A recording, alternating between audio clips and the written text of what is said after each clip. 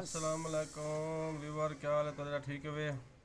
अज तक नवी तकनीक दिखाऊँ कि एक चीज़ का खर्चा ना पिया 3000 रुपया।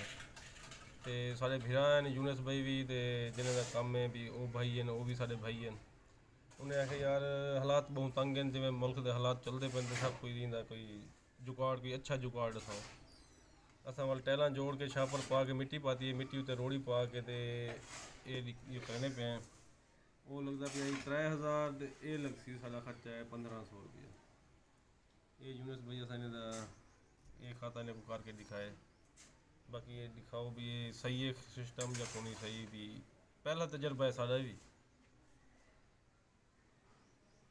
ये देखो वीवर, ये बड़ा बेहतरीन काम। छत दे उते रोड़ी पा ते पक्का फर्श लगदा बे। इवें समझ गिनो के जान छोटवे से लोहा छत बढ़वे से, पक्की छत बढ़वे से।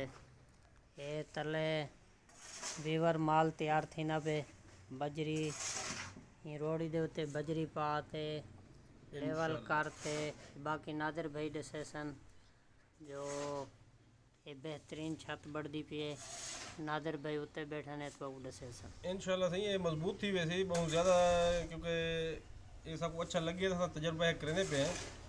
इन तो कई 200 टसू लगना है, कई उन्हें बन वजह कई 2000 2200 बनया, कि 300-400 रुपया इं वाला गिन वजह, रस्टी वाला गिन वजह। उन तो हट के इन जरा कोई अद्धी मोरी सीमेंट दी लगे खबरावन वास्ते। तो असा के चलो अज ये करके देखते हैं भी ये भी इंशाल्लाह कम मजबूत थी सी, इनकी शिकायत कोना सी इंशाल्लाह भी। बाकी साढ़े चैनल को लाइक किया करो यार, शेयर किया करो, सब्सक्राइब किया करो। अगली वीडियो तक अल्लाह हाफिज़।